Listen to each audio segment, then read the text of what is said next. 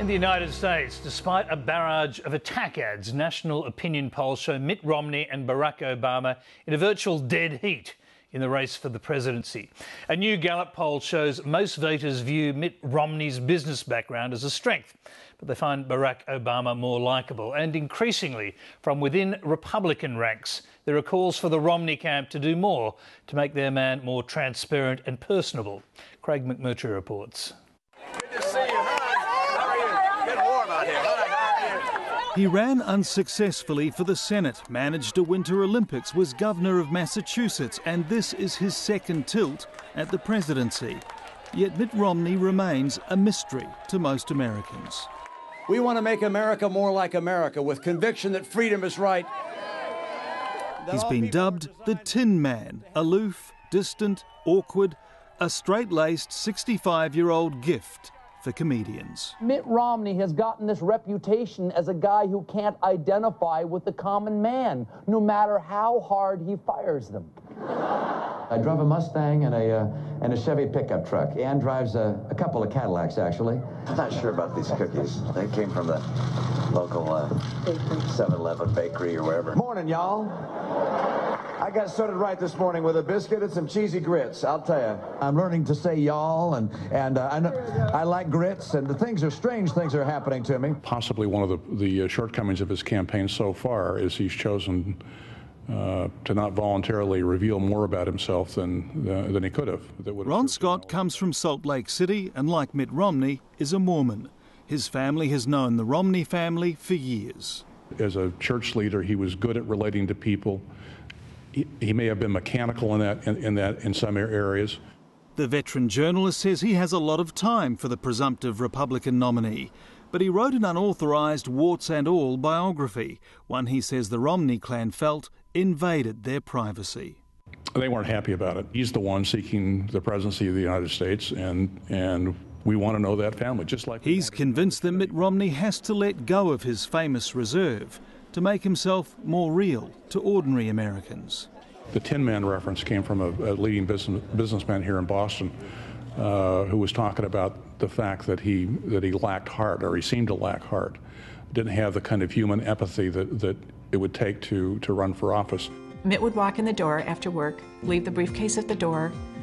That was it. Never thought about work again until he left in the morning. And we would Recognizing their candidate's image problem, the Romney campaign is fighting back through his closest surrogates, his wife Ann, and 5 sons. It just feels good being back in Michigan.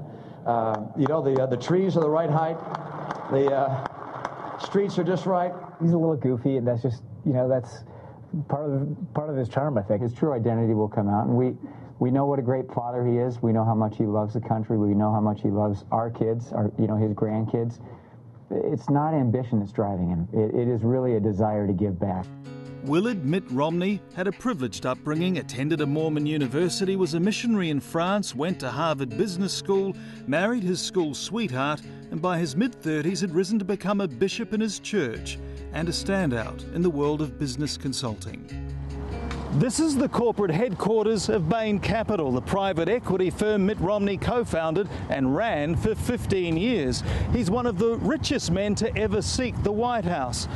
But with many voters still feeling the impact of the global financial meltdown, his personal wealth and ties to Wall Street continue to be issues in this campaign. In fact, even in the primaries, some Republicans took to calling him a vulture capitalist.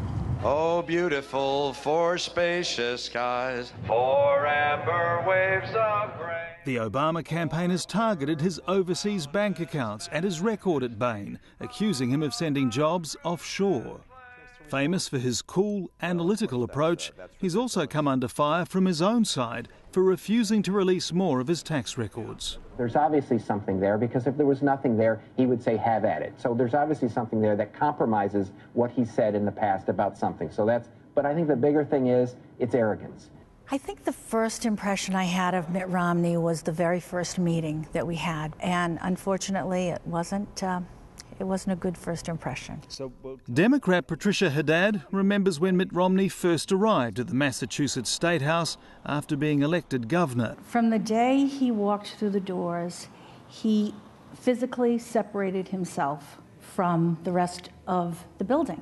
He put up velvet ropes. You couldn't go past the velvet ropes. You weren't allowed to go into the foyer. You weren't allowed to use the elevators right by his office. She says he was reluctant to meet with legislators and worries if he wins the presidency that he won't be capable of uniting a divided Washington. This was a person who had ideas and, of course, would share the ideas, but would expect them to be carried out and not discussed or not compromised or in any way negotiated. As a Cub reporter, Ron Scott remembers interviewing Mitt Romney's father, popular Michigan Governor George Romney, who ran unsuccessfully for the nomination in '68. He says he was gregarious and straight-talking, but lost to Richard Nixon, something he believes profoundly affected the son. With Mitt, you have to get out your divining sticks to figure out what did he really say? What does he really mean? He also has to prove himself on the world stage. This week he leaves for London, Israel and Poland. Last weekend, after a private meeting in California with Bob Carr, Mitt Romney told a fundraiser the Australian Foreign Minister had spoken of America being in decline. In a statement, the embassy insists Senator Carr was in fact praising US economic strength. Mitt!